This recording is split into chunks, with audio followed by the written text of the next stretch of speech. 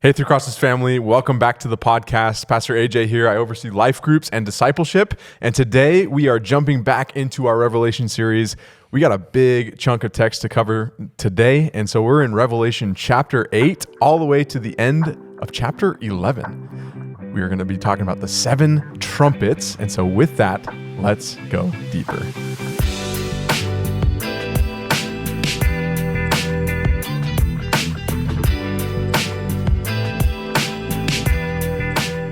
Joining us to talk about the 7 trumpets, Pastor Danny. Pastor Danny, how you doing? I'm doing good. I'm excited for another conversation. I'm well rested. I slept off all the exhaustion from our last conversation. I'm ready for another one. This might be one of our longest ones that we've ever done, but I should just hop right in because we have a lot to get to. Yeah, we'll move quick, but there's a lot going on. Yes. Revelation chapter 8, verse 1 through 5, where we left off last week. When he opened the 7th seal, there was silence in heaven for about half an hour. And I saw the 7 angels who stand before God, and 7 trumpets were given to them. Another angel who had a golden censer came and stood at the altar. He was given much incense to offer with the prayers of all God's people on the golden altar in front of the throne. The smoke of the incense, together with the prayers of God's people, went up before God from the angel's hand. Then the angel took the censer, filled it with fire from the altar, and hurled it on the earth. And there came peals of thunder, rumblings, flashes of lightning, and an earthquake. So I bring this passage up because it's sort of the seam in between the transition between the seals and the trumpets. And so help us set the scene before we jump into here. Where have we come from? And then we get to 7 trumpets. Help us understand a little bit, why trumpets next? I know maybe not everybody knows, but you and I are both band people. We are. I didn't realize you were a band person. I was a former trumpet player. You played the trumpet? I played the trumpet. How many trumpets? So be careful what you say about trumpet players. I'll play that. Pastor Larry's about trumpet players. Yeah. Trumpet player too. Pastor Larry's there too. So help us understand. Set the scene. Why trumpets? Yeah, so 7 seals. So picture a scroll with 7 seals on it. The Lamb pops each of those 7 seals. The 7th seal, it's absolutely silent when it's popped. And the thing that happens is the first trumpet blasts. And so there are 7 trumpets, and the first trumpet is actually the 7th seal. So it's the 7th seal becomes the first of the 7 trumpets. So there's a bit of an overlap there.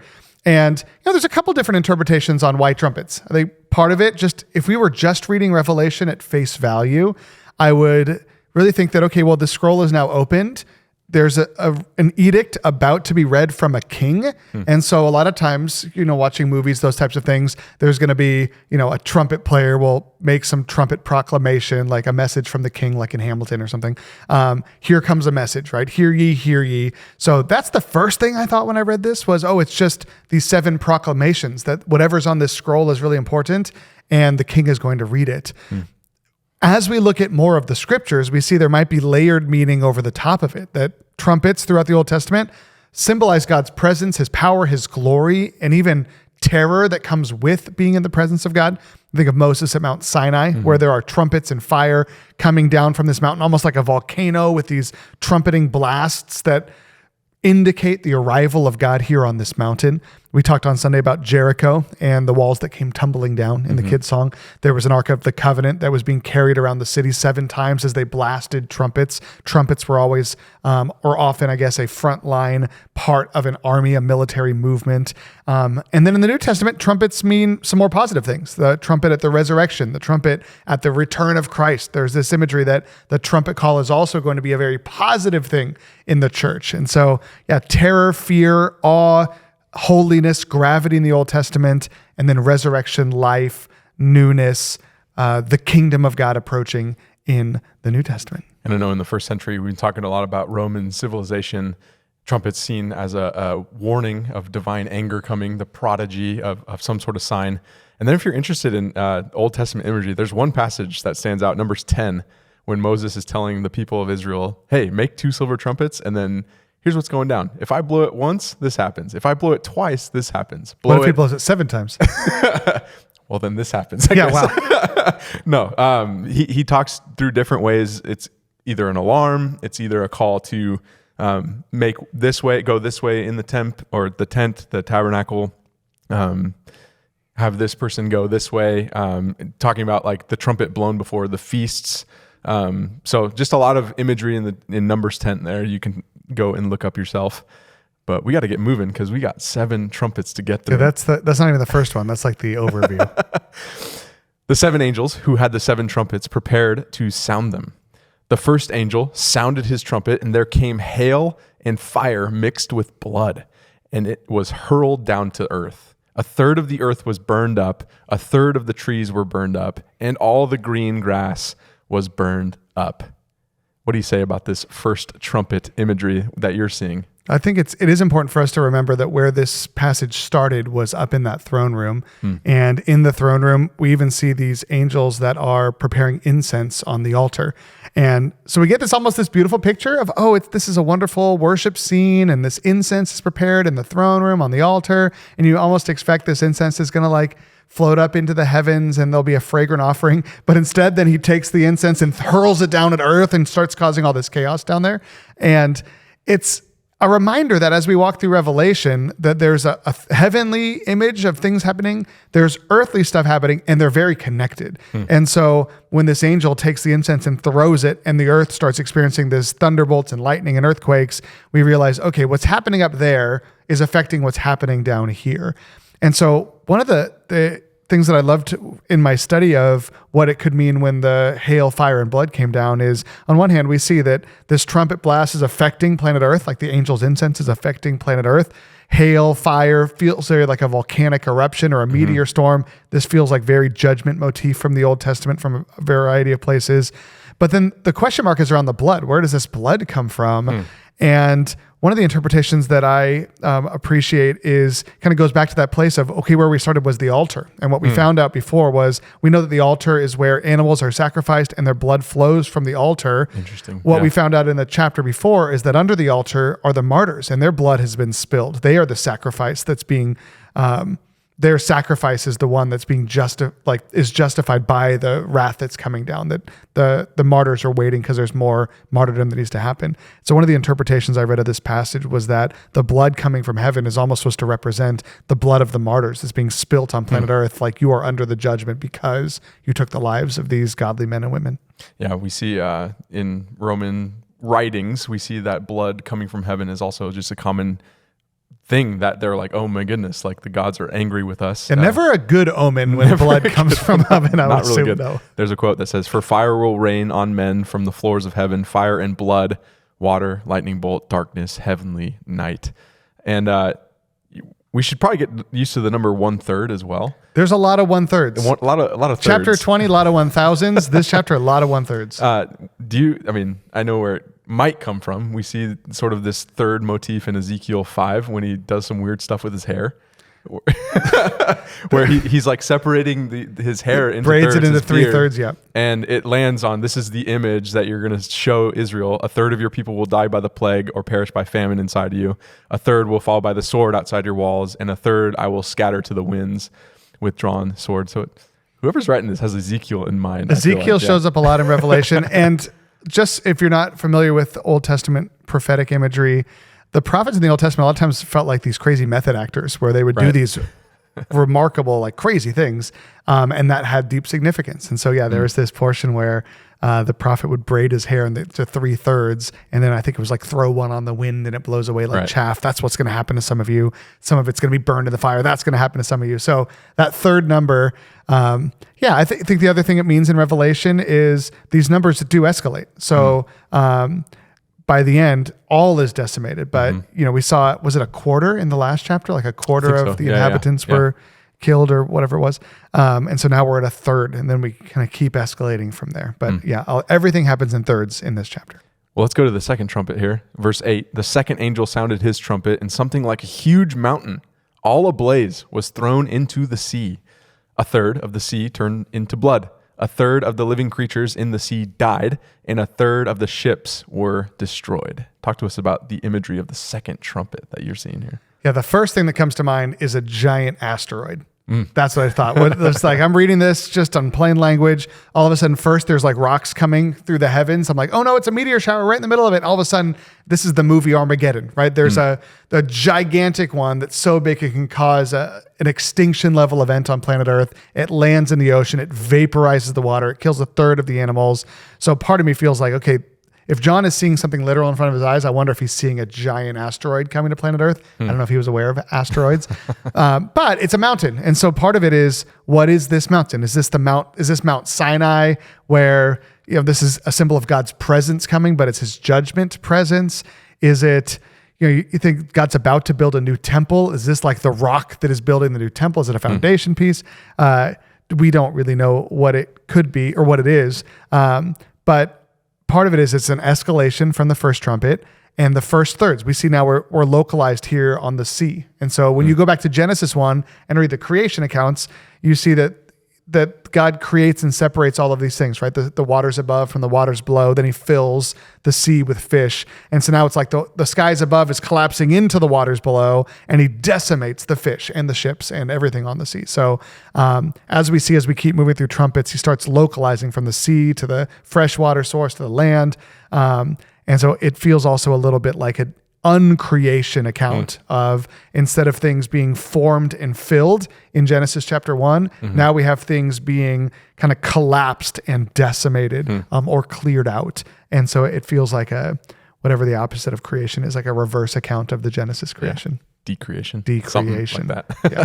Well, if you haven't been able to tell in these episodes, I feel like my commentaries are really like leaning into the preterist view a lot. So like looking at what happened in history that like you can map on as close as you can. So if you've missed our Rapture episode, we talked about futurist and preterist readings. Right. A preterist reading of Revelation means that someone believes that much of what happens in Revelation actually happened in the first century. And so AJ finds all this stuff where it's like, wow, like this happened in the first century. This sounds a lot like what we see in Revelation. And a lot of you guys might be familiar with this one, but Mount Vesuvius. Mount Vesuvius happened in 79 AD. Which August 24th. August 24th, 79 AD.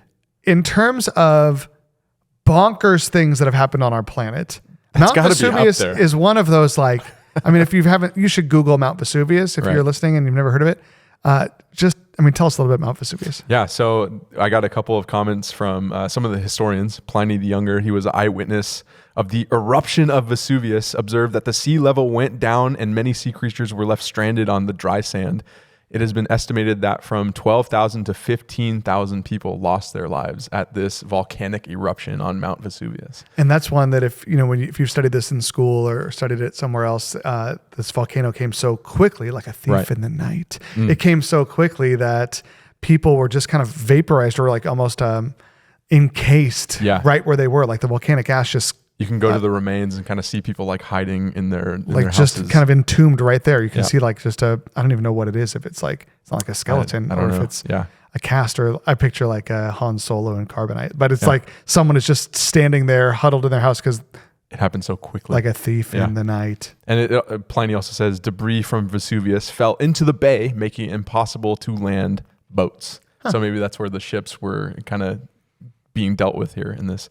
But first century imagery, it just pops up again and again, but then applying it to like, hey, it could look very much like this in the future. And if someone is a futurist and they say, actually, no, Revelation didn't happen in the first century, none of this really happened yet, what they say about Mount Vesuvius, for example, would be like, well, what John's doing is he's pulling on stuff that they are aware of. Like, hey, remember Mount Vesuvius? Right. It's like that, but next level. Like a third of all the fish will die. A third of the ships will not just be stranded. Right. They're going to die. They're going to explode, And so it's taking an image that they're familiar with and escalating it is the futurist view. Well, we've hit 2 trumpets. 7 left. 5 left. Yes. 5 left. Good math. Verse 10, the third angel sounded his trumpet, and a great star, blazing like a torch, fell from the sky on a third of the rivers and on the springs of water. The name of the star is Wormwood. A third of the waters turned bitter, and many people died from the waters that had become bitter. A lot of emphasis on bitter there. Bitter. Tell us about Wormwood. Oh, there's a lot I want to tell you about. If you're reading with the asteroid belt in mind, right, or the giant rock from space, this is where it starts to get a little bit shaky because you're thinking, okay, well, it sounds like another meteor, but then it's like, but it fell on all of the fresh water. How does a meteor fall on all the different streams of fresh water? So it's a targeted attack, and we don't know if it falls on Lake Tahoe and then affects everything, Truckee River, everything flowing out of Lake Tahoe, or if it's landing on multiple places. But what it says it does to these freshwater streams is it makes them bitter. So on one hand, this is this idea that their drinking water is contaminated and actually killing people, which drinking water in warfare is a huge thing. You can look up wars, especially with the Jewish community in the Old Testament and in the intertestamental period and beyond, when other countries would come and stop their freshwater source, they would starve and dehydrate the people out. They would kill the people. And so having your freshwater streams destroyed is a terrible thing. We hear the springs are destroyed, everything. Again, also Genesis 1, right? Water's coming up from the springs underground. But then also, like you said, wormwood, this bitter water stuff does come up a lot in the Old Testament. You I think of the prophet, was it Elijah or Elisha? I'm not sure. I know Research Jeremiah talks department about does. it, but I don't know if Elisha or Elijah so I'm does. thinking about the one where it's I think it's axe Elisha. with the axe head. Yeah. It was like It's one he of those shows up at the city, the water is bitter, they throw the axe head in the water, Research it floats. department. Yeah. Yeah. And then all of a sudden now the water is clean, right? So there's these motifs of bitter water represents death, destruction, and then making it clean again is what God does. This time God is what's making it. I'm bringing judgment on the water. Right? It's Elijah. Or Elijah with a J. The J. I think of death in the pot with, that is death in the pot, right? Oh, man. Research department part 2. I also think of I don't know if this is what you're talking about with Isaiah, but the trial of bitter water. Where's that? That's in Numbers. In Numbers, where it's yeah. a really fascinating thing where it's this whole thing of if someone suspects that their wife has committed adultery, they bring her into the priest. And this is actually one of those things that actually is a great case for God bringing dignity to women in that community, because this husband is jealous. He's suspicious. He brings her to the priest. He says, I think my wife is having an affair. She's, and the priest says, well, drink this water. And if nothing happens, because it's just normal water, if nothing happens, he's like, forget about it. She's not having an affair. It's over. Go back home. But if for some reason what this husband is saying is true, something supernatural will happen and like her body will start to shut down. This water will kill her and become bitter. It's called the trial of bitter water. So it's almost like a witch trial, but in reverse, where with witch trials, you give someone water, and if they live, they're a witch and you kill them. This one, God's like, listen, nobody dies from drinking water, but hey, if this person has sinned, the water will become bitter to them and it will kill them. And so bitter water becomes a sign of God's supernatural judgment on the earth. But I feel like there's an Isaiah one you want to talk about. Jeremiah. Jeremiah, talking sorry, about, yeah. yeah, it's okay. It just says, therefore, thus says the Lord of hosts, the God of Israel, behold, I will feed this people with bitter food and give them poisonous water to drink. So it's not like out of the realm that we see poisonous water here. Man, the commentators do a lot of research. Is this, are you about to tell something from the Greco-Roman world here? Yes. Okay. We get medicinal properties of absinthium, which is the Greek word for that gets translated as wormwood, by a guy named Dioscorides Pedanius, an army physician and pharmacologist who lived in the 1st century AD during the reign of Claudius and Nero. They kind of pointed out here are the different uses of it. Bad for the stomach, causes a lot of headaches. There's like 3 different varieties of it. But I was struck by this statement: a single ounce diluted 524 gallons of water can still be tasted. So this is like a powerful agent. One ingredient, wormwood. It was called wormwood because it like worked on worms, like infestation of worms, I guess. Oh, like if you've got worms? Yeah, if you got worms in your body. So it's a toxic agent. Or there's a toxic agent in it, a chemical that can cause intoxication, hallucinations, convulsions, and even permanent damage to the nervous system. Wow. This is like a serious deal. In your water, can you imagine? No, I mean, yeah. Oh, wow. I'm thinking of, you might be listening and thinking like, I feel like I've heard wormwood. Is that like a name of a demon in the Bible? You're thinking about that C.S. Lewis book, because that was the name of the demon. What was that book? Oh, I don't know. It wasn't The Great Divorce. It was the other one. The Screw Tape Letters. There we like go. wormwood is the name of the demon. So if you're wondering where that is in the Bible and you're looking around right now, it's in a C.S. Lewis book. And it's right here. Yeah. Well, we got the 4th trumpet here. The 4th angel sounded his trumpet. And We're over halfway, third guys. of the sun was struck, a third of the moon, and a third of the stars, so that a third of them turned dark. A third of the day was without light, and also a third of the night. What do you say about the 4th trumpet here, attacking what seems to be the sky of all things? Well, and not just the sky, but these luminaries in the sky. So the sun, the moon, and the stars. And so on one hand, we go back to Genesis chapter 1, another day of decreation. The sun, the moon, and he also created the stars is on one of those days of creation. And so that's part of, right? He forms the skies and then fills them with these luminaries.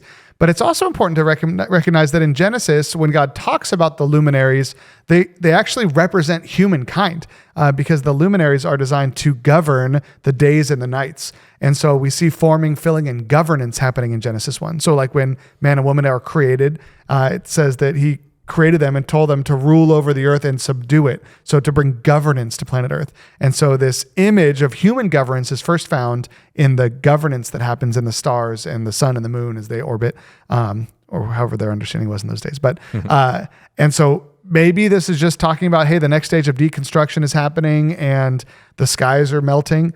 Maybe it's also a symbol talking about the fact that governance and government is starting to fall apart, because we'll see soon that the world becomes a lawless place. Feels like anarchy and chaos and all of that. Yeah, no, in the first century, they were really obsessed with things that would happen in the skies where all of a sudden, like it would turn dark. And I think we've seen that in our day, right? Like a solar eclipse or something like that, where it's just like eerie, where if you're looking at it, it just becomes dark all of a sudden. So they took it as like, hey, another prodigy, another sign that somebody's angry up there, like if it's getting dark on us. So we made it through the first 4 trumpets, and it feels an awful lot like the first 4 seals, where it kind of just rattles off each other. And they're all very similar, right? The first 4 seals was the 4 horsemen of the apocalypse. So horse, horse, horse, horse. Right. This one is like rain down like meteors in a sense from the heavens, then the giant mountain from the heavens, and then this meteor that comes and is this wormwood. Did I miss one? That's sun, moon, and the sun, moon, and the stars start to collapse, which, so on one hand, sounds like the 4 because there's going to be a shift. We're going to talk about it in a moment. Also, the sun, moon, and the stars does also remind me of a later seal where now all chaos is breaking loose. So it's escalating and it's moving through this decreation process, but then also there's about to be a shift, a break after the 4th, and kind of the tone of what's happening. It stops being these natural things and starts being supernatural things. I know when I was reading this the first time, I was looking at the Matthew 24 motif again, and I was thinking like, okay, the Matthew 24:29 says the sun will be darkened, the moon will not give its light, the stars will fall from heaven, and the powers of the heavens will be shaken. And I kind of saw like 4 different things there, where you see like the stars will fall from heaven, and we talked about like a literal wormwood star falling. The powers of heaven will be shaken. You think of like the day and night affected. And so it made me think like, okay, maybe there's something with like the sun with the hail and fire mix going on, and then the mountain and fire. And what I think what I saw was, hey, the first hail and fire affected like greenery, like the earth, the trees and all the grass. And I'd imagine if the sun's gone, like photosynthesis is gone. Yeah, there's Like there's no more sun. So you probably see the greenery struggle. Yep. And then the same thing with the moon. Like if the moon is gone, I know that there's a lot, I'm not a scientist. That's why I'm struggling conversation with it now. But like if the moon's gone, I'd imagine it would affect the tide. Yep. And so you see the waters affected. So I was really struck by like the connection between seal 6 in Matthew 24 and also like the effects in the first 4 trumpets. I know. I wonder if there is something there to it, even if, right, the sea has been harmed, the land has been harmed, and in the way that God has created the earth with harm that happens, right, a wildfire comes and harms a hillside, or an oil spill comes and harms the waters. There is also a natural way of healing the land when these things happen, right? So the trees burn down, but then the sun comes out the next day, the rain comes down and things grow again. But it's like, okay, well, hey, now we got to wait for healing. But now the sun's gone. It's like, there's no hope, right? The moon's gone. There's no tides to push in and out the all the chaos in the waters and kind of recycle this stuff. It's like, there's no hope. The restorative agents that God has designed to govern over these things cannot do their work. If you want something scary to do, research department, you can Google what would happen if the sun disappeared tomorrow. Really? Did you do that? I did. just curious. Was it good news or bad news? It's pretty bad news. It's not good. Let's just say that. Thank the Lord for the sun. We Thank need the Lord sun for the moon. And the moon. Like you said, it transitions from here. And so it gets into some very interesting territory, the next 3 things that happened. And I call them things because in verse 13, as I watched, all of a sudden I heard an eagle that was flying in midair call out in a loud voice, "Woe, woe, woe to the inhabitants of the earth, because of the trumpet blasts about to be sounded by the other 3 angels." What do you think is going on with this eagle all of a sudden showing up? Well, the eagle is obviously America. I'm just kidding. I was thinking, while you're saying that, I'm thinking like, yeah, why an eagle? Why isn't it? Then an angel cried out, or then one of the living creatures. And I know there are some interpretations that one of the living creatures has a face like or a head like an eagle. So maybe it is the living creature kind of takes flight and starts crying out. But there's encapsulated in these 7 trumpets are also 3 woes. And I think for me reading that, there's a bit of a turn where he says, woe, woe, woe are the inhabitants of the earth. W-O-E. Yeah, right? woe, like woe is me. Yeah. Or woe are they. Right. Right. Jesus proclaims woes on the Pharisees in the Gospels, right? This is kind of like saying like the opposite of blessed is, woe. And I thought what he was going to say is woe are the inhabitants of the earth who just experienced this terror. Like, you are under God's curse. Yep. But he says, woe, tell us what he says. Woe, woe, woe to the inhabitants of the earth because of the trumpet blast about to be sounded by the other 3 to be sounded. angels. It's like, so we're not even at the worst of it. No, it's like the best is yet to come. It's the worst is yet to come, is what he's saying. And so it's almost like, hey, we're going to take a pause in the action here to tell you that things get worse. Yeah. Which is interesting because after the 4 seals were opened, there's a pause in the action. And God reminds us, or I guess there's the 5th one, the blood of the martyrs, that then there's a pause in the action and God reminds us things are going to get better, right? The martyrs are told, hold on a little while longer. You're going to be justified. Like what's happened to you is going to be judged at some point. Then he seals the 144,000 and says, I'm going to save everybody that I need to save before the rest of the woes. But now it's like the eagle's not coming out and saying, stop the violence. He's saying, here comes the next stage of violence. This is a snowball coming down a mountain and it's not slowing down. Small little first century tidbit. The eagle was regarded as the messenger of Zeus. That's pretty interesting. Anyway, let's go into those 3 woes. What is about to happen? I love the way we're talking about it too. And all you can do is like chuckle a little bit because it's just like, this is incredible. This is crazy. How could it get any worse than what's about to happen? But well, if you want to know how it can get any worse, let's read. Keep reading. The 5th angel sounded his trumpet, and I saw a star that had fallen from the sky to the earth. The star was given the key to the shaft of the abyss. Let's pause right here. The star. What kind of imagery are we supposed to have in our mind? Are we thinking comets here again? And then given the key. I know we've talked about another key, the key to death and Hades that Jesus has in his hand. Is this sort of a similar key, or what's about? Help us set the scene for this 5th trumpet. Yeah, we get a little bit of a twist here because we're like, oh, here comes another asteroid, but now the asteroid is given a key. So it's like, oh wait, this is symbolic. It's not, and it makes you think, wait, are all the other ones symbolic too, right? Or they were really rocks and mountains and things. But yeah, the first thing I think of is the description of Satan in the Gospels from the Old Testament, kind of accounts where I saw Satan fall from the heaven like lightning. This idea of like this spiritual being falls from the heaven like lightning. And I picture that, like, I don't know if this is literal Satan at this point, but comes from heaven like lightning, is given a key to death and Hades. Jesus has the key of death and Hades. I don't know if it's the same key or it's a copy, but Jesus has the key of death and Hades. And the implication is he's going to unlock the door and give life to all who believe. When this being takes the key of death and Hades, he goes down and unlocks this pit and all the bad guys come out of death and Hades. We'll talk about that in a second.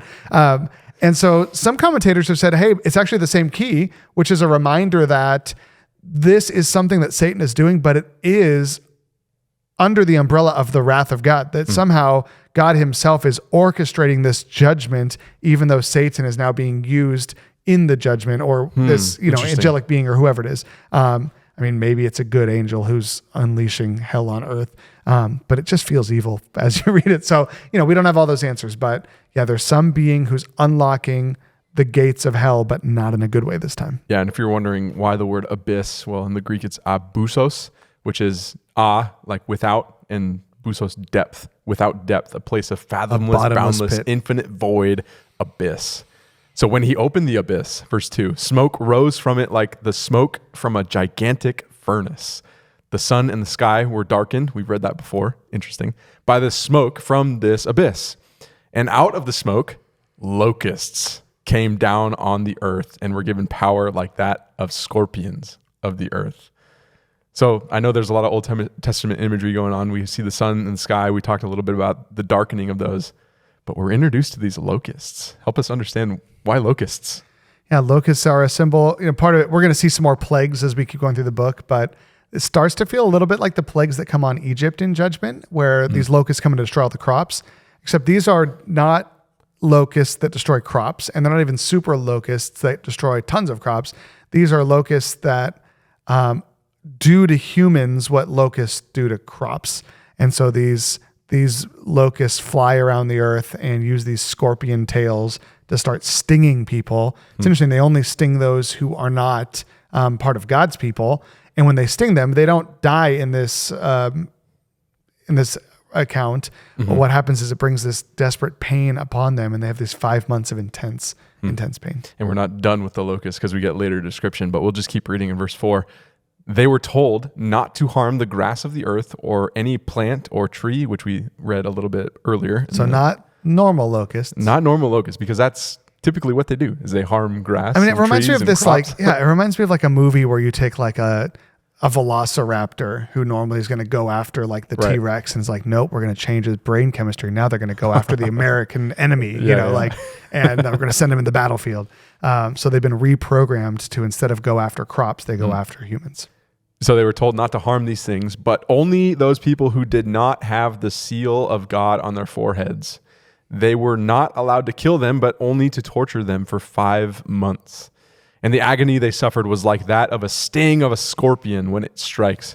During those days, people will seek death, but will not find it. They will long to die, but death will elude them. What a dark picture. 5 months of torture.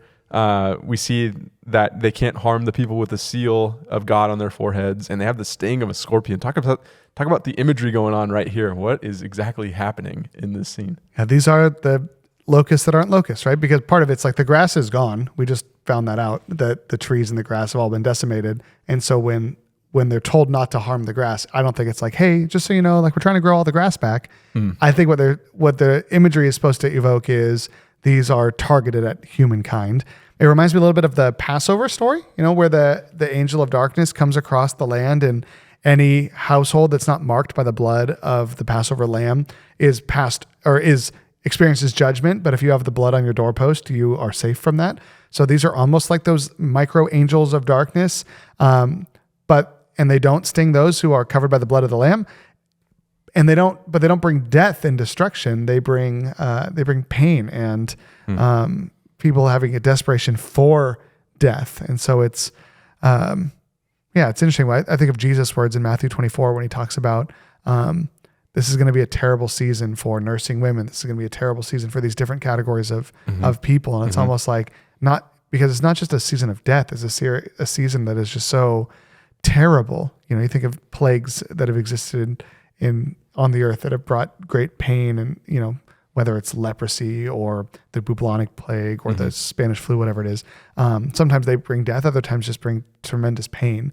I was also thinking as we read this just about just atrocious events in human history. I was thinking a lot about what it would be like to live in Japan during World War II after the dropping of the atomic bombs. And you almost see a similar season where this mountain comes out of the sky and burns up a third of everything. All of these people die instantly. And then there's several months of just intense pain from this acute radiation poisoning. And then that kind of starts to heal. But then, like we'll see next, you see this season of people dying from kind of these long-term exposures with the cancers and all of that. And so it does almost feel like this cataclysmic event where the aftermath of what happened is actually bringing pain for months and months afterwards. And I think even talking about those catastrophes, I'm brought back again to Vesuvius and like thinking how tragic and just devastating that must have been. And there's some tales by Cassius Dio, Zenora's epitome of Cassius Dio. And it says that there was believed to be monsters that Zeus and the Olympians like imprisoned in Tartarus, and which is like the underworld in Greco-Roman thought.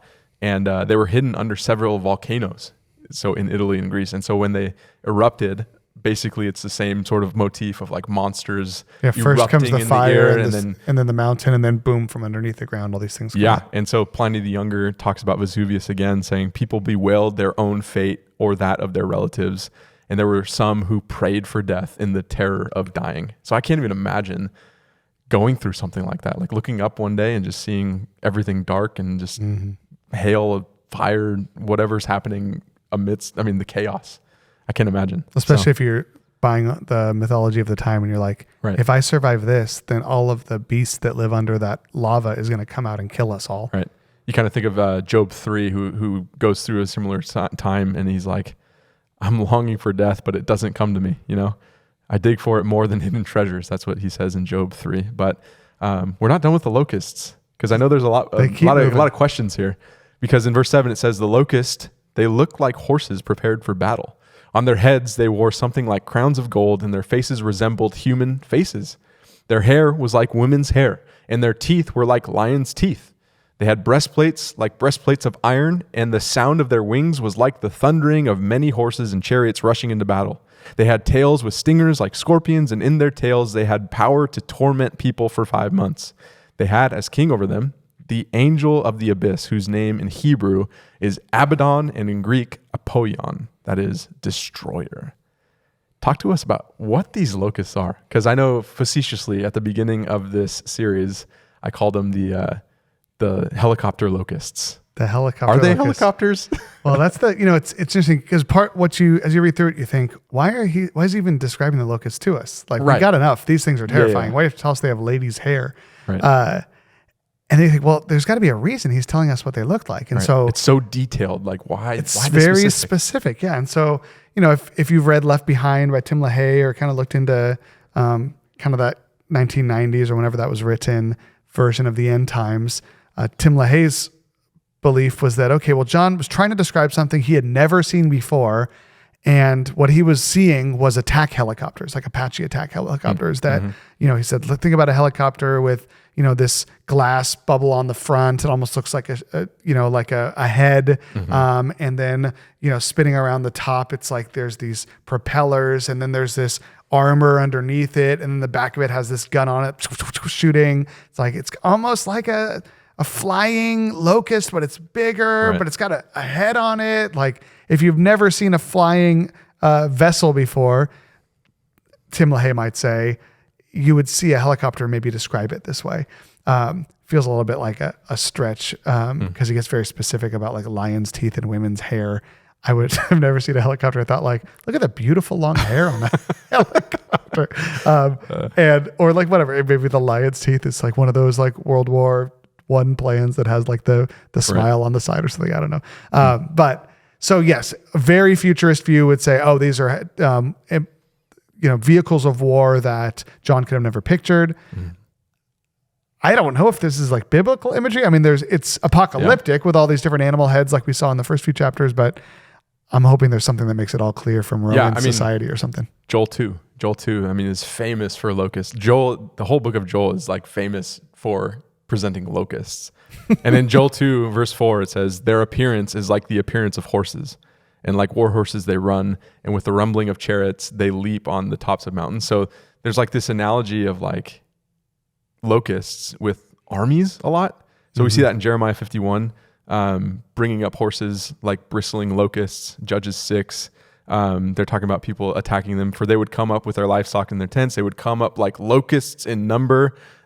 So just like a swarm of something, and obviously we're seeing a lot of description of breastplates, and I'm not quite sure. You could dig into every specific thing, like lion's teeth, Joel 1:6. For a nation has come up against my land, powerful and beyond number. Its teeth are lion's teeth. So there's that. Unkempt hair, obviously, is a thing that either somebody was unclean, so they kept their hair long, a sign of mourning, they kept their hair long. Or for a woman, it was a sign of, hey, I have it uncovered, almost like adultery, like promiscuity. So there's a whole bunch of imagery working here. Putting all of it together feels like, if you're John watching it, it's like the reason that armies are described like locusts is this, like, imagine this group of 10,000 soldiers who just swarm a city, and they're in there for 20 minutes and then they leave and it's gone. And it's like razed. Like every building is burned down. All the food is eaten. All the people are killed. It's just smoke and carnage, and they're nowhere to be seen, like locusts. And so it is. I think it could be him thinking about that Joel imagery and being like, hey, you know that really scary thing from Joel that we've always been terrified of as kids when we grew up? It's worse than that. Like it's like it's like that, but they got teeth, but they, it's they're devouring everything in their path. It almost looks to me like a zombie movie or a post-apocalyptic film or something where this like horde of like crazy murderous people just storm a city and they're just devouring everything, eating everything. It's no good. Any thoughts on Abaddon or Apollyon? I have zero thoughts on. It's just a weird kind of saying, like they had as king over them the angel of abyss, whose name is Abaddon and Apollyon. I think it was weird that he also says, hey, just in case you're more familiar with the Greek language, it's Apollyon. Is that like some really cool? So overlap? Abaddon shows up tied with Sheol in Job. So Job 26, Sheol and Abaddon lie open before the Lord. Sorry, that's Proverbs 15, but it also shows up in Job 26. Sheol is naked before God and Abaddon has no covering. And Abaddon actually gets translated in the Greek as apelia, which is destruction. So the famous one, 2 Thessalonians 2, let no one deceive you in any way, for that day will not come unless the rebellion comes first, and the man of lawlessness is revealed, the son of Apollyon, son of destruction. So that's kind of an interesting. And if you're thinking, what does that mean to the first century? A lot of people pin this to Nero. Nero associated himself with Apollo. And so you can kind of hear Apollyon, Apollo. Apollyon. Yeah. Apollyon. I don't know how to pronounce it. Well, I was just trying to say Apollo. I do think it's important to see that what we have now are armies with leaders, right, moving these armies out into battle, because it, just as we're following along in these trumpets, it starts with just fire from heaven, and now all of a sudden it seems like this actual planned attack where there's an army led by a general who's going to decimate planet Earth. And so, I mean, it's a reminder that this thing is becoming more and more methodical, but at the same time that there's a plan for total destruction. That it reminds me of every movie I've ever seen of an alien race wanting to come in and take over planet Earth from the humans, where it like starts with, fire, brimstone, like shooting whatever it is from heaven to kill a third of everything. And then they send down, right, some sort of beasts or robots or whatever it is that come and like take out the next form. Then they send these people with guns to go through every city and kill the last people. Like they have different types of beings that come under different commanders to come and just finish the job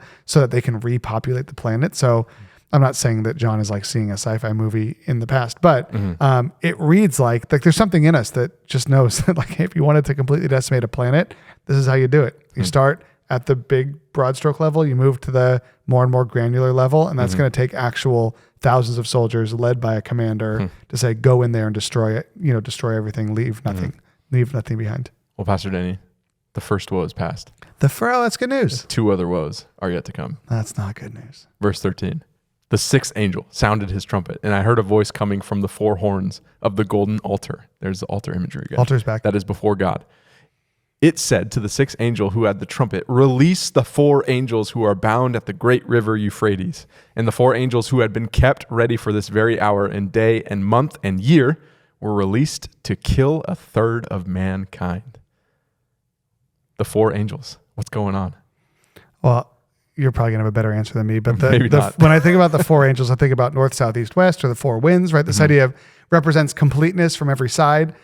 And it's fascinating to me that there's this idea that somewhere in the Euphrates River are captured these 4 angels. It reminds me of some movie that's trying to go back to Greco-Roman times where like there's some beast in the gladiatorial like ring that they keep like under lock and key. They're waiting like, all right, it's time, release the Kraken kind of thing, but it's a land Kraken. And this being comes out like, this giant rhinoceros or whatever it is. But there's these 4 angels that have been chained up and are released to come and wreak havoc on planet Earth. So in the sermon, one of the things that struck me is just the fact that those angels are there right now, like that. And if God was not actively restraining them right now, they would be terrorizing the earth right now. We hear stories in the Old Testament of angels that have fallen and then are sent to, I think Tartarus actually in the Bible is a place reserved for angels, like a deep imprisonment in the heart of the earth. And so we do see these pictures that there are these angelic beings, these demonic beings under lock and key that God is holding back so that they don't wreak havoc on the human race. And it seems like God's like, all right, time to release the chains, let them do their thing. which reminds us that right now we are in the safety we're in because God is restraining actively these supernatural beings. And so what a way to flip on its head that question of, if God is good, why do bad things happen? I mean, it's like, hey, God is good and he's restraining a lot of terrible things from happening. Right. But in this moment, as judgment comes on planet Earth and we're reminded of the altar again, that, hey, there's something that's connected with justice in this and sacrifice in this. God is releasing these angels from the Euphrates. Yeah. I was wondering, is there a tie-in with the Garden of Eden?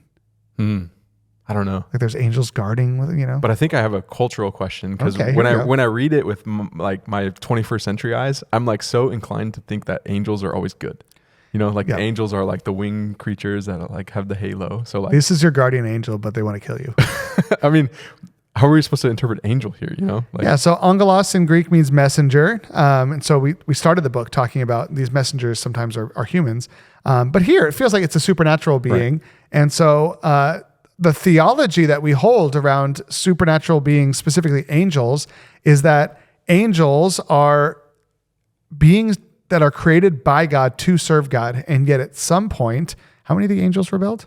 I'm not sure. Is it a third? It could be worth looking up if it's a third. Oh, man. But at some crazy. point, I know, a certain percentage, which our research department will come back in a moment and tell us, of the angels rebelled against God and kind of tweaked their programming, went from good to evil.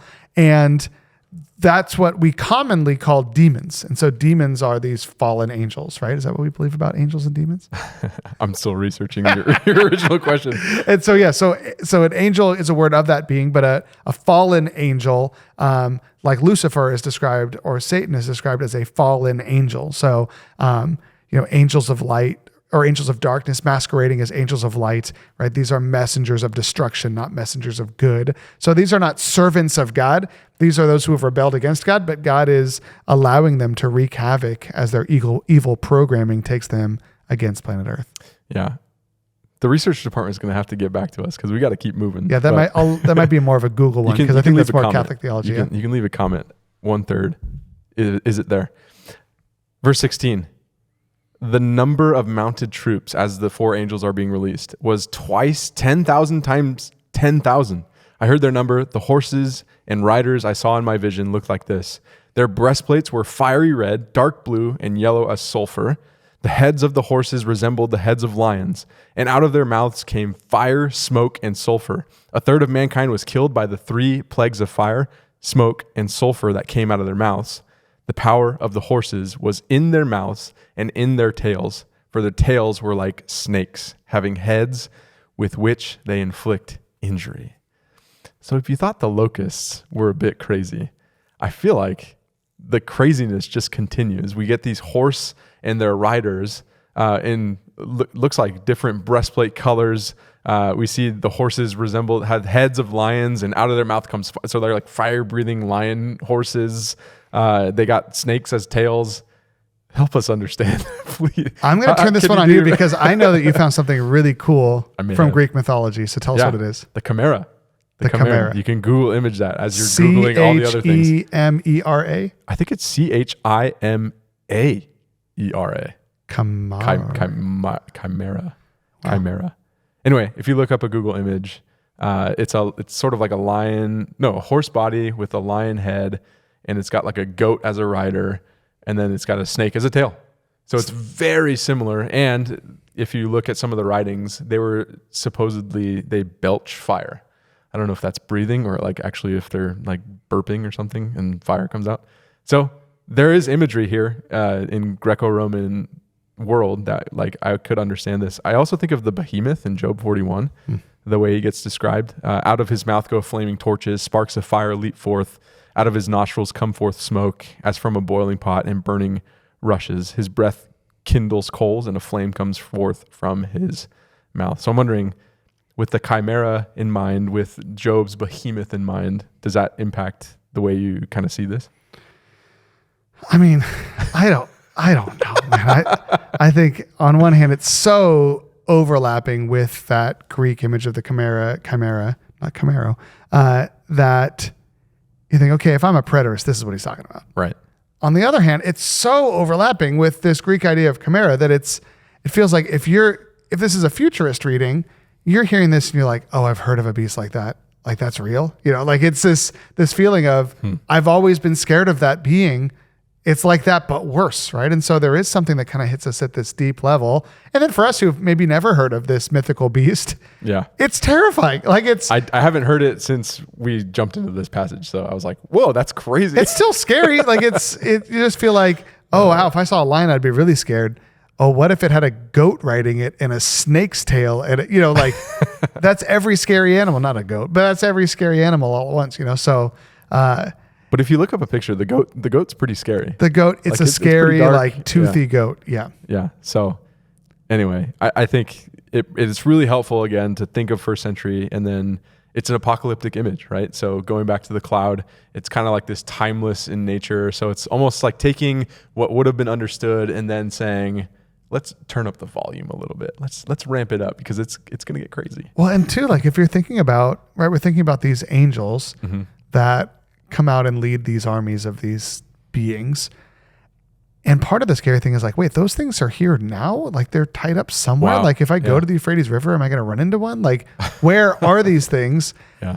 And then we're starting to be introduced to more and more scary things that God has like kept secret from us. The whole thing is just a little disconcerting, more than a little disconcerting of there are a lot of terrifying, right? This is like the Fantastic Beasts and Where to Find Them book, like the Harry Potter book. Like there are all these different types of terrifying, scary, fantastic beasts that are part of this arsenal of the armies of destruction that God has kept at bay and doesn't allow to come after us. But now it's almost like, if this was an alien invasion movie, it's actually a satanic invasion. Like the armies of darkness are saying, the earth is ours now. We're taking it over. We're killing all the humans. And now we are going to populate this planet. It's Gotham. It's no good. Yeah, and I think one other analogy, if the locusts were interpreted as the helicopters, I've heard that this could be interpreted as the tank. Okay. Like it's like breathing fire when it shoots off. I don't know. Well, I was thinking more It's kind like of a stretch. air war, ground war. I was thinking more that this idea that first these things come out and just like harm everybody and like, or they're sweeping everywhere. And now it's like they're coming with this heavier artillery. It's something's escalating. Yeah. And it's death, not just pain. It's this whole thing is getting worse. Yeah. And if you're interested in like the red, blue, and yellow, I think the imagery is kind of right there. It's like the red is correlated with fire, dark blue, maybe smoke, and then yellow, sulfur. So like, again, this fire language, smoke language, brimstone language, it's very prominent. But we made it past the craziness of these two images, and it lands on a very interesting spot. Verse 20, the rest of mankind who were not killed by these plagues still did not repent of their works of their hands. They did not stop worshiping demons and idols of gold, silver, bronze, stone, and wood, idols that cannot see or hear or walk. Nor did they repent of their murders, their magic arts, their sexual immorality, or their thefts. Pastor Danny, this seems like the culminating passage. It reminds me of what was said after the sixth seal got popped. There was a focus on who was repenting. The kings were running into caves and hiding. Hopefully one of the rocks will fall on me. What do you make of this? What do you make of this response here? Yeah, it's interesting that what we see over and over again is that people are pleading for death, but no one is pleading for forgiveness. So like the kings and all of those of the earth, they go hide and they pray that the mountains would fall on them and kill them. And then we saw before that these locusts are killing people and they're just praying that they would die. And part of a question that could be asked if you're reading this is like, okay, man, there's so much bad stuff happening. I'm certain that people are going to turn to the Lord now and be like, okay, God, we're sorry. Please stop the violence. Like, don't allow, like, take the demons back. We said we wanted evil. We don't want evil. Evil's terrible. We hate it. But there's such a, but nobody listened. Nobody paid attention. Nobody turned and found forgiveness. I know some scholars, when we talked about the rapture and a pre-tribulational rapture, would say, hey, the church is not here. So people have nowhere to find out that there is a way to escape the wrath to come. I feel like it almost more is it's a part of the scripture that when we're asking those questions, like, man, well, it doesn't seem really fair that God sends people to hell, because if people knew about God, they would turn and find forgiveness. Or if they knew how bad hell was, they would turn and find forgiveness. And it's like, hey, all of this, like hell comes to earth and it's all supernatural. It's all spiritual. And people still didn't repent. Same Jesus tells a story about a man who dies and goes to hell and says, hey, I want you to go back and I need you to tell my family about this. This is no good. And Jesus says, well, he has Moses, he has the prophets, let him read the Bible. Like, and it's like, no. Like, let me go back and I'll tell him, like I can warn him. And Jesus says, if they didn't listen to Moses and the prophets, they're not going to listen even if somebody rose from the dead to tell them, which was foreshadowing his own death and resurrection, saying, listen, there are people who don't believe in me. I'm going to rise from the dead. They're still not going to believe in me. And so this is almost the flip side of that, saying they're going to experience wrath and judgment and still not ask for mercy. And, this connects with what some theologians have said about heaven and hell, because there's this interesting imagery in the scriptures around heaven and hell, where it seems like hell is this garbage dump outside the gates of this great city of heaven, and the gates are wide open. You think like, well, why don't people just decide I'm done with this. I want to go live in there. I don't want to live out here. Like you don't see armies, you don't see locks. And so a lot of theologians have said, you know what, actually everyone who is in hell is going to actually eternally choose to stay there. Like not that they had a choice or don't have a choice, but that if you've chosen on earth to live in rebellion, active rebellion against God, it doesn't matter what happens to you. It doesn't matter if you're in literal hell, you're going to continue to choose to stay in active rebellion against God. There's something broken in you that you just won't turn to God. And so this is one of those moments where it's like the most disastrous thing imaginable comes upon people and they don't turn to God to find forgiveness. And it's mind blowing. Now, I've got people in my life that I've seen same thing. I think of a friend who years and years and years was like, oh yeah, someday I'm going to give my life to God. Someday give my life to God. I just want to make my money first. Oh, I just want to be successful first. Oh, I just want to have a family first. I just want to all these things first. And once I do all the stuff I want to do, then I'll give my life to God. So this person goes down that road and tries to pursue his own things and becomes rich, successful, all of that. And then has a falling out, loses all of it, loses his money, loses his family, loses his health, kind of like Job, loses it all. And I remember going back to him and just saying like, okay, are you now ready to give your life to God? Like, it seems like all these plans that you had for your life, this is what happened. And he said, why would I turn my life over to God? Look what he did to my life. Like he's done this to me. Why would I ever want to follow him? And I'm thinking like, no, you did this to you. Like you said you didn't want God, but instead you were going to do this and you'd find him later. This is you doing you on your own. But for me, it was just so confusing. I thought, well, at least this will be a moment where he realizes it's been so fruitless to follow my own path. Now I'll finally give my life to this God that I know I've been eluding. But same thing, just all of that chaos just made him more hardened against God. It didn't turn him towards God. Yeah. And I think it illuminates the words in the passage here, the work of their hands, a common motif of idolatry. And I think packed in this passage right here is two Old Testament image and a New Testament image of idolatry, because we see it in Psalm 115 where it's talking about the idols that have been built by just people in the past that they don't hear, they have mouths but don't speak, hands but don't feel, like Psalm 115 4-8 if you want to look up that passage. But the second half of that, Romans 1:18, where the wrath of God is being poured out, and we see this vice list. The vice list doesn't necessarily appear that much in Revelation, but it appears right here, doing murder, magic arts, sexual immorality, or thefts. I mean, if you think about it, 3 of those are in Exodus 10, like the great 10 commandments, and then sorcery, magic arts thrown in there, sprinkled in there. But well, I mean that's Moses versus the magicians was the kind of impetus for the Exodus. But Revelation 21 talks about this too, where it kind of lists all these people who don't escape the fires of hell, and it's got a very similar list, vice list, all of these different folks. And so it's almost like if you get to Revelation 21, you're like, oh, that's not very nice that God sent all these people to hell. If they would have just, if they would have had an opportunity, I'm sure they would have asked for forgiveness. I'm sure they would have said sorry. I'm sure they would have turned to God.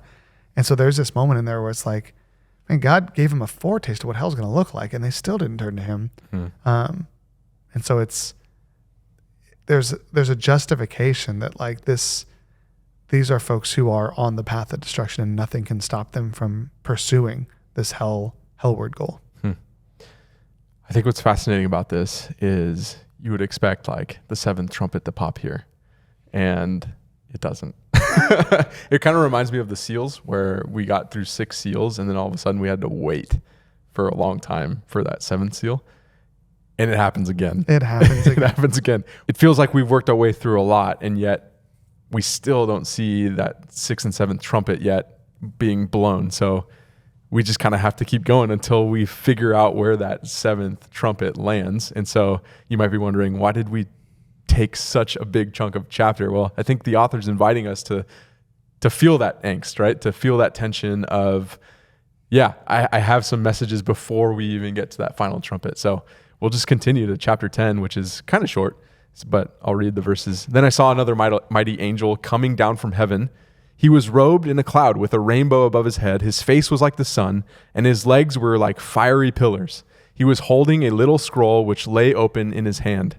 He planted his right foot on the sea and his left foot on the land, and he gave a loud shout like the roar of a lion. Okay, it's felt pretty bleak up to this moment, and now we're seeing this mighty angel, and lo and behold, he's holding a scroll. We've been waiting for that scroll. Is this the same scroll? I really want to believe it's the same scroll. Me too. And I only say I want to believe because we don't know for sure, but Right. there are two times that scrolls are talked about at length in the book of Revelation, chapter 5 and here in chapter 10, and it's everything is fixated, the scroll, right? The angel's talking about the scroll. John keeps talking about the little scroll. I see this little scroll. I don't know why it's little all of a sudden. It's like, was it big in heaven and now he's on earth? It's like, oh, it's actually kind of small. I don't know. Is heaven like really whatever. But we see this angelic being, which is beautiful. And it's like, wow, this is good. It feels like good news. Like, it also feels like it could be a trick, like a Trojan horse kind of moment of like, everything has been so bad. Is this an angel of light that's actually an angel of darkness? But there's this rainbow, which is a sign of God's peace. The rainbow is what comes out after the flood. Like, judgment is over. I think we're there. And then the scroll is here. It's like, okay, now we can open the scroll. And so, we get this picture of John being able to go over to that scroll. And what we think he's going to do is take it and open it and read it. But instead, he's instructed to eat it. We can talk about that too. But I'm struck by what happens to this angel. Comes down from heaven, a foot on the land, a foot on the sea. And for me, I'll let you talk about it, but this is one of the strongest Greco-Roman connections with the Greek world of that day, but also makes me, more than any of them else, feel like, oh, actually, this proves that the preterist view is not necessarily correct, because this is obviously not what happened in the Roman Empire. Right. So tell us the image. One of the images that came across in my study was the Colossus of Rhodes. Again, you're going to have to use Google image.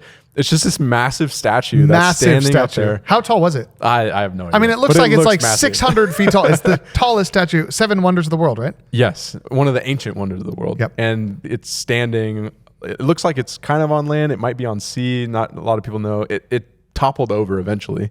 But essentially, it was just like a welcome into the city. I'm not sure if it was Rhodes or what was the location per se, but it was just this giant statue. And so you're thinking like, hey, you have this angel coming down, taking the posture of the Colossus of Rhodes. Obviously, there's a little bit of difference, but this angel's got a scroll. He's just kind of got like a torch pointed up to heaven. And we'll see that the angel's hand is going to be reaching up. There's going to be a lot of different imagery that I think like giant Statue of Liberty. But like, but standing on the sea and the land, and you would bring your ship through the legs of this giant colossus to enter into the port. Yeah. And it has a loud shout like the roar of a lion, which I think is a clue. I mean, if this is a scroll, you would imagine that like, if it's so important, you would imagine a very special deliverer would be delivering this scroll. The lion who was the lamb all of a sudden was the one who had the scroll. And all of a sudden there's a roar of a lion and a scroll in the hand, and this angelic person that's, if they're thinking about Colossus of Rhodes, like, oh, that's a big old angel, which is like maybe why that scroll's so tiny in his hand. It could be, yeah. Well, we should just keep reading to see what this image is all about. When he shouted, the voices of the 7 thunders spoke. And when the 7 thunders spoke, I was about to write, but I heard a voice from heaven say, seal up what the 7 thunders have said and do not write it down. What a mysterious situation going on. What do you make of these 7 thunders, and what is so mysterious that we can't write it down? I guess we won't know, but I figured I'd ask. I mean, I hear this, and it's like we see the scroll, and the whole time we're like, what's on the scroll, man? Like, what is written on that scroll? Just There's all these me, seals. please. You broke the seals, but instead of opening it, trumpet sound. Now the scroll's back. And it's like, oh, but you're not allowed to tell anyone what's on. It's like, are you serious? Right? So I just can't get over that. What do you think it is you read this? I mean, I don't know. I think there was a lot of lightning and thunder imagery in Greco tradition. One interesting theory is that the tetragrammaton, which is the 4-letter name of the Lord in the Old Testament, so Yahweh, this. YHWH. Apparently, in Greek, it was spelled with 7 vowels. What? It was spelled with 7 vowels. In Hebrew, there's 0 vowels. Yeah, and so you could make the argument that there's 4 main consonants, and then you insert different vowels, which Jehovah, right? Okay, there's 3 different vowels, 7 letters. Apparently, perhaps somebody had said like this could be the 7 thunders, and that would make sense why you wouldn't write it down, because like you just didn't do that with the name of Yahweh. Yeah, that's the rule. You couldn't write it down. It could be. It's a very interesting. So theory. It's not like are you serious? I can't write it down. It's more like wait, there's gravity here. This is the Lord himself. It could confirm some of the thoughts we're having, that like this is who is speaking. It's like the 7 thunders. It's the name of Yahweh coming out, and like you're not allowed to write it down. So it could be more evidence that like this is God himself manifest in the person of Jesus, the lion. Well, and also part of what we're seeing too is John as the messenger, perhaps, right? Go back to Isaiah 6, Isaiah in the throne room, or these different throne room stories in the Old Testament. God has a message for them, and they as the messenger need to go and embody the message and take it to the people. And so part of what we're about to see happening is that John doesn't get to take the scroll and bring it to us and say, here it is, read it. He has to embody the message in some way and then breathe it out somehow. And so what we see next is John literally. Yeah, and if you saw the most recent Thor movie, you know that the messenger of Zeus, again, an eagle, but he's holding a lightning bolt, a thunderbolt. Okay. So there's some imagery going on there, fun imagery. Verse 5, the angel I had seen standing on the sea and on the land raised his right hand to heaven, and he swore by him who lives forever and ever, who created the heavens and all that is in them, the earth and all that is in it, and the sea and all that is in it, and said, there will be no more delay. But in the days when the 7th angel is about to sound his trumpet, the mystery of God will be accomplished, just as he announced to his servants, the prophets. Then the voice that I had heard from heaven spoke to me once more, go, take the scroll that lies open in the hand of the angel who is standing on the sea and on the land. No more delay. Talk to us about this scene here of him raising his right hand to heaven, swearing on all these different things. There will be no more delay. I mean, there's been a lot of delay. It certainly felt like it. There's been a lot of delay. That's what I just keep thinking. And I think too, from a New Testament perspective, right? We talked a lot about how trumpets mean judgment and terror in the Old Testament. From a New Testament perspective, trumpets are supposed to be a good thing, right? You hear trumpets and that's the coming of Jesus. That's the dead in Christ rising first. That's with a trumpet call. He's going to come in the heavens and gather his church to himself. The trumpet's supposed to be good news. And so there's not one trumpet, there's 7. And the 6 of them are terrible. And then the 7th is amazing. And so, I'm hoping the 7th is supposed to be amazing, right? And so I think this thing that we keep wondering is, why you keep delaying? Why are you delaying the coming of the Lord? That's what the martyrs asked with the seals. How much longer, Lord? And now there's this promise, no more delay. I find it fascinating what he swears by. Like he swears by him who lives forever and ever, because if you look at ancient oaths, you would think like you want to swear on the most like certain of things. And the typical swearing is like on the heavens and on the earth, but like we've just read, these things are collapsing. Like these things are going by the wayside. Yeah, what do you swear by when the heavens and the earth are falling apart? So you swear on the one who lives forever and ever. So I think that is fascinating. No more delay. Take the scroll that lies open. And then he says this. So I went to the angel and asked him to give me the little scroll. He said to me, take it and eat it. Very interesting. It will turn your stomach sour, but in your mouth, it will be as sweet as honey. Essentially, it's a Sour Patch Kids. Wow. I mean, you probably ate a lot of them if that's the thing. I have certainly eaten a lot of Sour Patch Kids. Wow. I took the little scroll from the angel's hand and ate it. It tasted as sweet as honey in my mouth. But when I had eaten it, my stomach turned sour. You think like, why did you eat it, man? He told you it was going to happen. I was told, you must prophesy again about many peoples, nations, languages, and kings. Take it and eat it? What are we talking about here? Eating scrolls. I mean, I do think that, I might be wrong, but the thing that I feel very confident about in this book is that this scroll represents the message that John is supposed to bring to the world. Right. And so it makes total sense, right? If God says, hey, I've got a message for you to share with the world, and he tells you like, this is great news.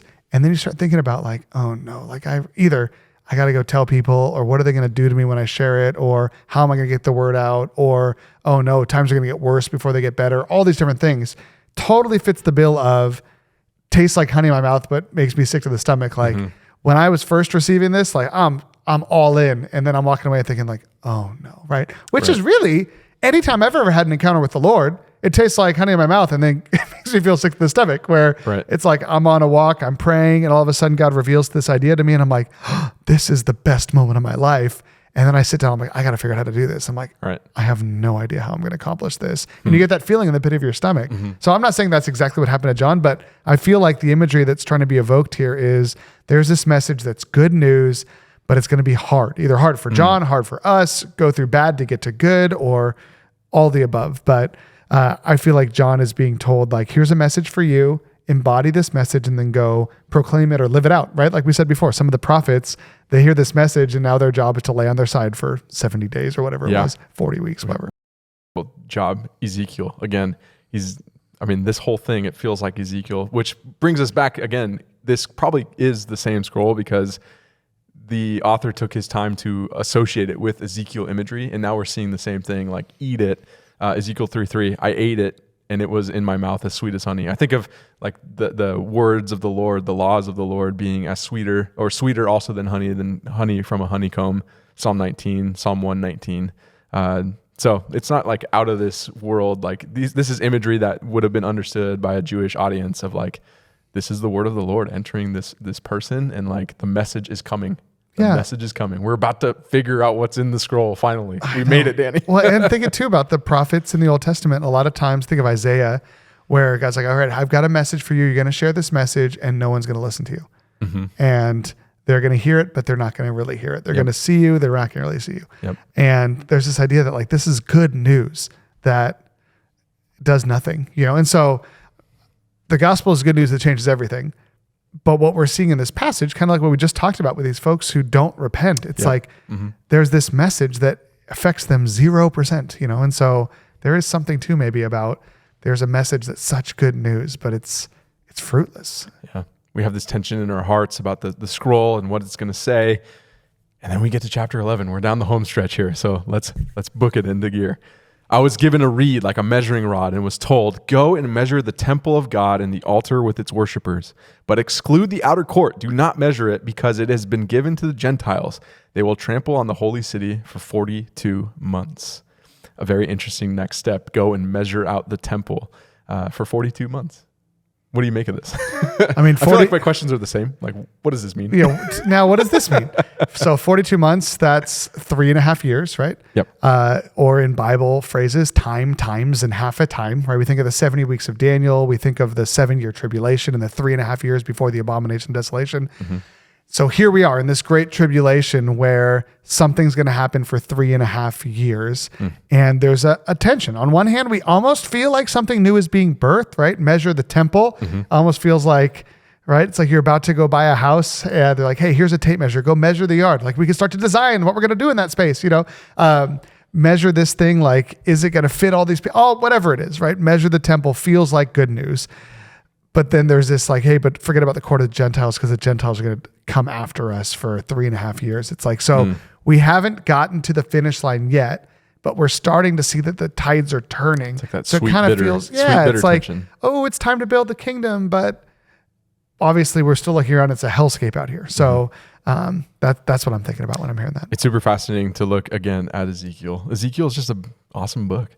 Ezekiel 40, like the main imagery at the very end of Ezekiel is the temple. And Ezekiel 40, he's brought out to this high mountain where he's told, hey, look, there's going to be somebody that starts measuring the temple. And Ezekiel 42, he measured it, all 4 sides. It had walls around it, 500 cubits. So it feels like the temple has been like a big hope for God's people, especially this Ezekiel 40 to 48 temple. We see other measurements, Zechariah 2, Amos 7, there's like a little plumb line. It's talking about the preservation, again, of God's people. So we continue. Verse 3, I will appoint my 2 witnesses, and they will prophesy for 1,260 days, clothed in sackcloth. They are the 2 olive trees and the 2 lampstands, and they stand before the Lord of the earth. If anyone tries to harm them, fire comes from their mouth and devours their enemies. This is how anyone who wants to harm them must die. They have power to shut up the heavens so that it will not rain during the time they are prophesying, and they have power to turn the waters into blood and to strike the earth with every kind of plague as often as they want. A lot of debate around these 2 witnesses. We get a little bit of their characteristics. They're compared to these 2 olive trees, 2 lampstands. We get fire coming from their mouth, withholding rain, every kind of plague. What do you make of the 2 witnesses here? I mean, they sound like super prophets. Super prophets. Super prophets. Yeah, so mega prophet. Elijah is the one who can stop the rain by praying, and it doesn't rain for how many years? In this passage, or no, Elijah. I think he has 3 years. Yeah, I think 3 years. 3 years. 1,260 days. That's more than 3 years. So super Elijah. Super Elijah. We've got this idea of like the prophets calling down fire. These ones can shoot fire out of their mouths, right? Which maybe means they can call down fire. But they're like a resurgence of these Old Testament prophets. Like something good is happening. There's a lampstand and an olive tree. Kind of fascinating aside, if you go to Jerusalem today and you go to the temple today, what we see is right now where the temple used to be is now under Muslim control, right? The Dome of the Rock. But outside of the temple are 2 things. One, there's the Mount of Olives with a whole grove of olive trees that you can visit. And then on the other side of the temple is a gigantic lampstand, like the world's biggest menorah, that the Jewish community placed there snarkily to say someday we're getting this real estate back and we're putting this lampstand in its place. And so it's very interesting for me to hear this read and think like, if I was standing in Jerusalem reading this, I'd look over and see olive trees and a lampstand. These are the 2 witnesses are described. I'm not saying that's connected, but fascinating. Yeah.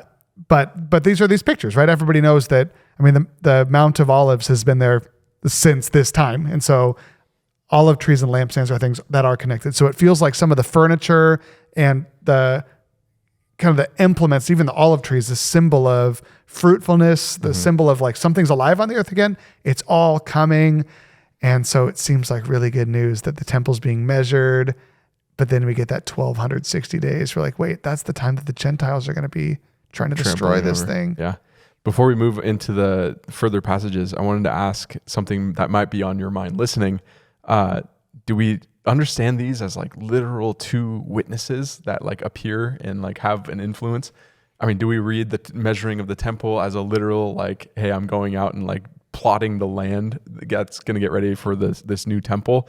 Like I think of passages in the New Testament where we're told that, wait, do you not know that you are the temple? You know, or I've heard different theories about the witnesses being like representative of different entities or different efforts to share the gospel to the ends of the world so that the end will come.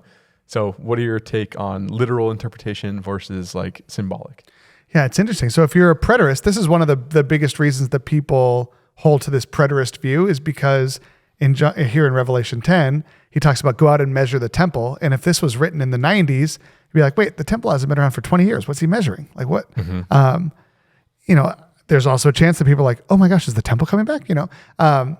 It could be totally symbolic, but some people are saying like, well, this had to be written before the temple was destroyed. And then that fits the bill that like the Gentiles came in, the Romans in AD 70, and they tore down that whole thing and decimated it. And, this is the abomination of desolation. There's some Roman history about, sacrificing pigs in the temple and all these different kinds of things.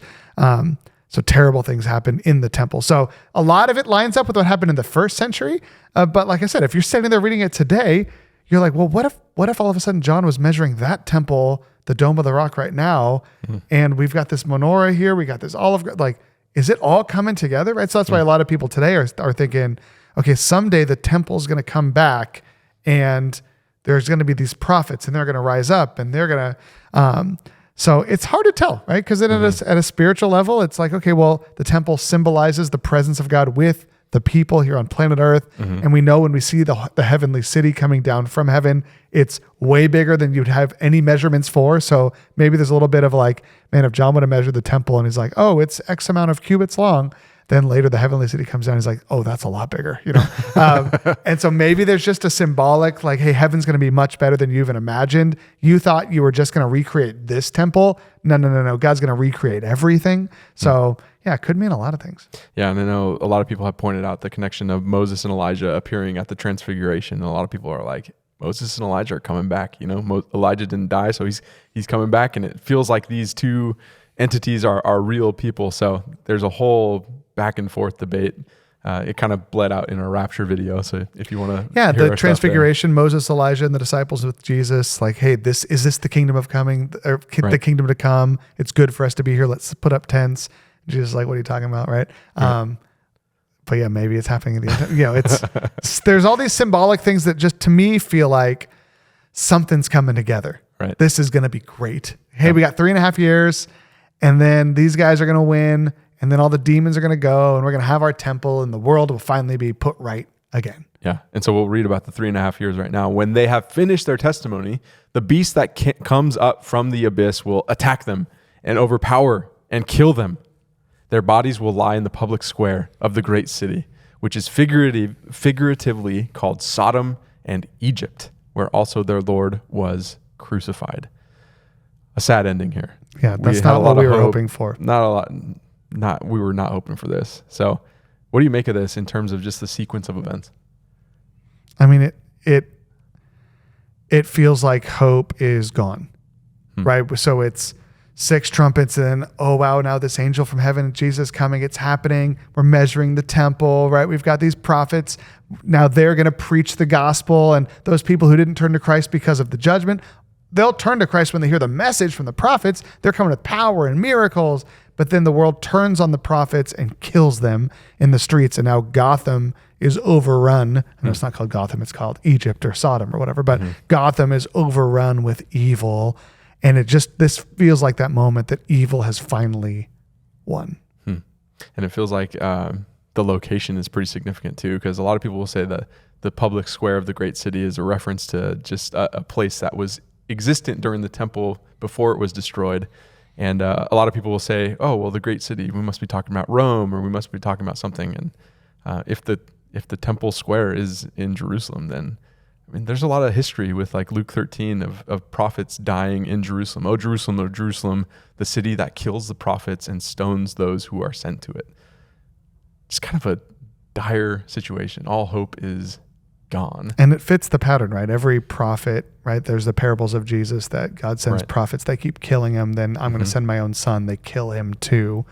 And now the son is like, I'm going to send 2 more prophets. And guess what they do? They kill them too. Yeah. Feels like the great city, Nineveh and Jonah. So there's a reference there. Verse 9, 3.5 days. Some from every people, tribe, language, and nation will gaze on their dead bodies and refuse them burial. Talking about the 2 witnesses.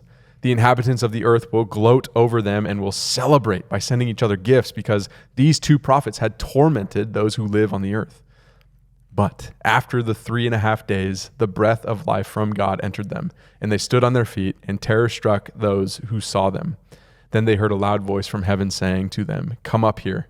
And they went up to heaven in a cloud while their enemies looked on. So all of a sudden we get this hopeless situation, and then we're told that after 3.5 days, the breath of life of God comes. So what exactly is happening? What kind of story are we trying to like capture here? What is John seeing in this situation? Yeah, it's interesting because it obviously reflects the gospel story.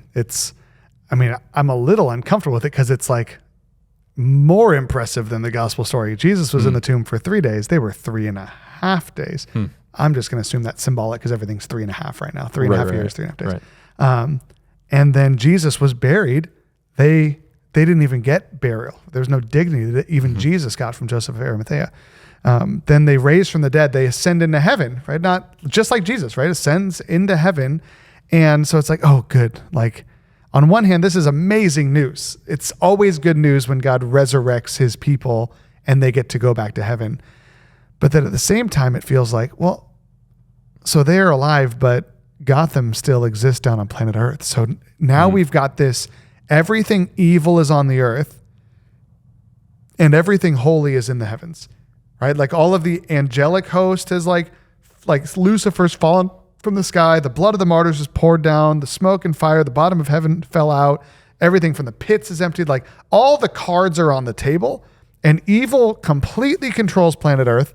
And all of the righteous now are like up in the heavenly place. These last two righteous people are resurrected, ascend, and the world is like, yay, we've won, right? All the righteous people are gone. They're up in heaven, and this is ours now. This is our Earth. And so if this was the end of the story, it would feel like, okay, well, I guess we're all in heaven, but we had to give our Earth up, you know? Or this is kind of like the classic picture of heaven and hell, where we live on the clouds with the harps, and hell is like this place of fire and brimstone down here. Yeah. And so if that was the end of the story, that would be the theology, is that, hey, you know what? Eventually the world's going to turn on us and they're going to kill us all, but we're going to be in heaven forever, and this world's going to be a hellscape forever. And so we've escaped it. And so that is good news, but it's fascinating. We're only in chapter 11, and there's a lot more happening that a lot more to go. Is going to turn the tables on Gotham City down here. And that's what we're going to find out about as we keep moving forward. You even get that hint of when God's people are removed in verse 13. That very hour, there was a severe earthquake. So things begin to escalate. And a tenth of the city collapsed. 7,000 people were killed in the earthquake. And the survivors were terrified and gave glory to the God of heaven.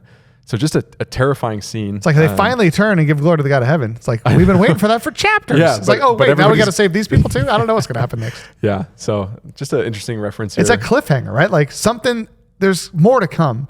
Yeah. But what is it?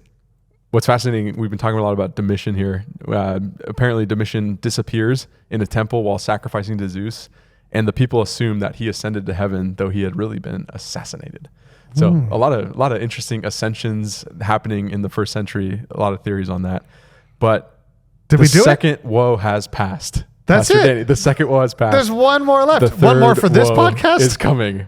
There's only one thing to do, is to blow the seventh trumpet. And that's it.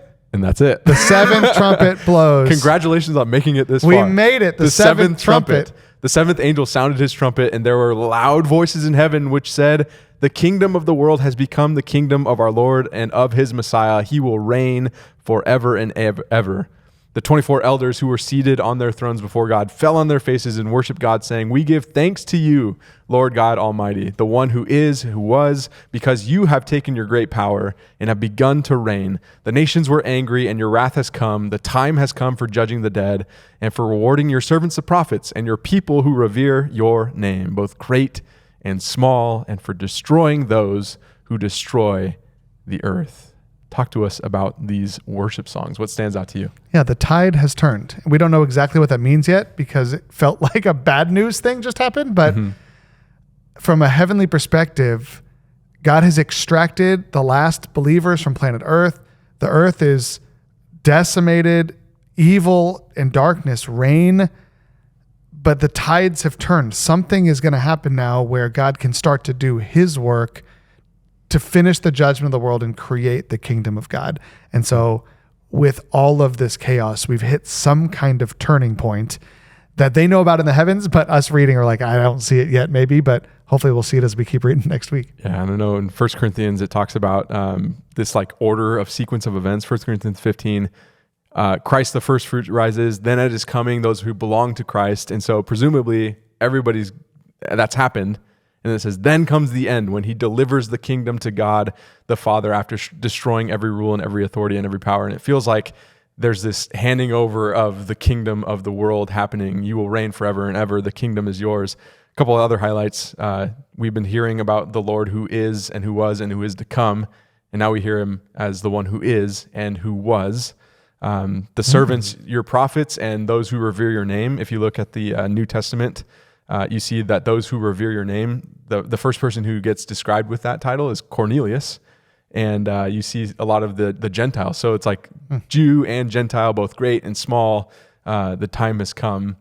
So the seven trumpets, and if the seven trumpets are just judgment, it's like, it's over. I mean, that's part of the good news. The judgment is over. It's time for what's next. It's not all good news from here on out. Right. Full spoiler warning there, but something has changed. And what we see at the very end is this vision of the Ark of his covenant, the Ark of the Covenant. So that's the final question here. Why land it on that? What do you see in the Ark of the Covenant? I mean, I just can't help but think about the walls of Jericho, where they take the Ark and they march it around it 7 times, blowing trumpets, 7 trumpets, ark. And then the walls come tumbling down. And it's like you look up and see the ark and you're like, oh, right? On one hand, the skies are parting. The kingdom of God is up there. Is it going to come down now and take over the city? Is it time for the city to finally fall, have the 7 trumpets? Is that earthquake indicating the walls of the city are falling down? God's taken this place over now. And what I find extremely fascinating about this entire section is that there's an inclusio or 2 brackets at the very beginning and the end. And what we see, they're visions of the temple. And so you will remember this whole thing started off with the angels pouring bowls of incense down onto the earth from the altar of sacrifice. And here we get a vision of the Ark of the Covenant. And it actually, Pastor Danny, reminds me of some of the trumpet imagery that may have been familiar to a first century Jewish Christian. One we haven't mentioned yet is the Feast of Trumpets. It was one of the I think 5th feast of the traditional Jewish festival. It marked the beginning of the second harvest per se, and it feels like these trumpets are marking the beginning of something new, a new era. It was month 7, day 1. It actually began with a series of altar sacrifices, and it lasted for 10 days. And wouldn't you know it, what we see in this long, long section are 10 different images. We see trumpets 1 to 4. We see the 5th woe, the 6th woe. We see John eating the scroll. We see the angelic being measuring the temple. We see the 2 witnesses. And then finally, we see trumpet 7 finally blown. These 10 days of awe, these 10 days of repentance. And we see 10 different signs. And wouldn't you know it, the next, I'm just going to start over. Sorry, Daniel.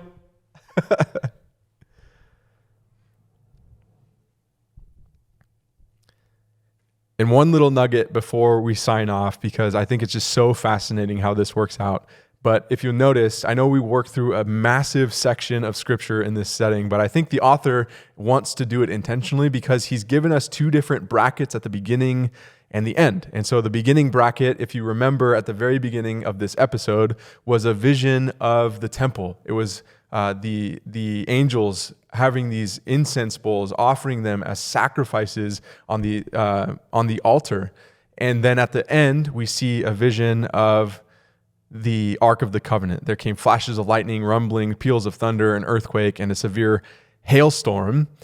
And actually, Pastor Danny, it reminds me of another final vision of trumpets that would have been familiar to a first century, particularly Jewish audience, that celebrated the Feast of Trumpets. And this was actually the 5th feast in the Jewish celebration order. And it marked the beginning of what was called the second harvest. And so I find that fascinating that it begins the second harvest, the Feast of Trumpets, something that they were looking forward to. It began the 7th month, the first day.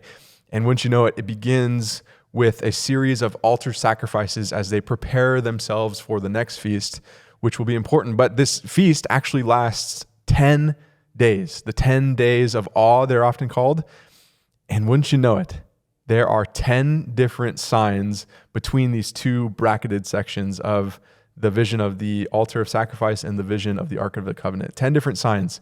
We have the first 4 trumpets that we breeze through. We have the 5th woe, the 6th woe, and then finally we have the eating of the scroll by John. We have the measuring of the temple. We have the 2 witnesses, and then we have trumpet number 7. These 10 different signs, hopefully leading to repentance, which was what the Feast of Trumpets was all about.